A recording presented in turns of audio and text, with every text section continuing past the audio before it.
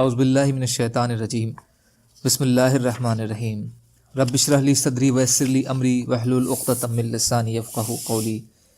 ریاض الصالحین حصہ اول۔ کھلے اور چھپے ہوئے کاموں، کتھنوں اور حالات میں نیک نیتی کا ہونا ضروری ہے۔ آخری عمر میں زیادہ سے زیادہ نیکیاں کرنے کی بات کہنے کا بیان۔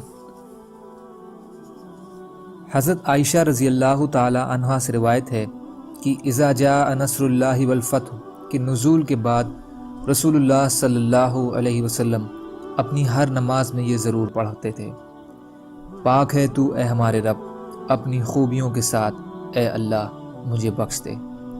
بخاری و مسلم۔ اور صحیحین یعنی بخاری و مسلم کی ایک اور روایت میں عائشہ رضی اللہ تعالی عنہ میں رسول اللہ صلی اللہ علیہ وسلم قرآن کی تعویل کرتے ہوئے اپنے رکوع اور سجدوں میں اکثر سبحانک اللہم و بحمدک اللہم اغفر لی پڑھتے تھے۔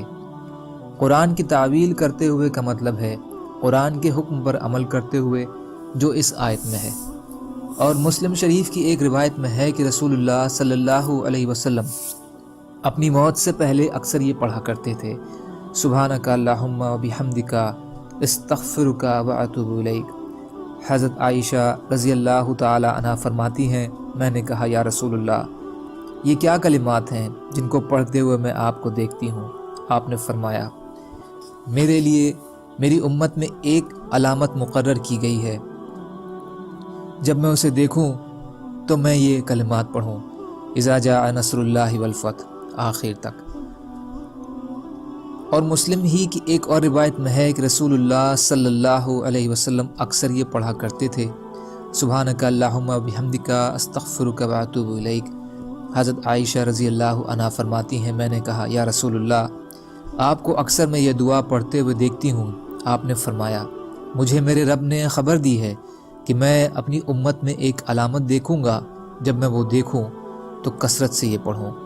تو بے شک وہ علامت میں نے دیکھ لی، یعنی مکہ فتح ہو گیا اور لوگوں کا فوج در فوج اسلام میں داخلہ ہونا شروع ہو گیا۔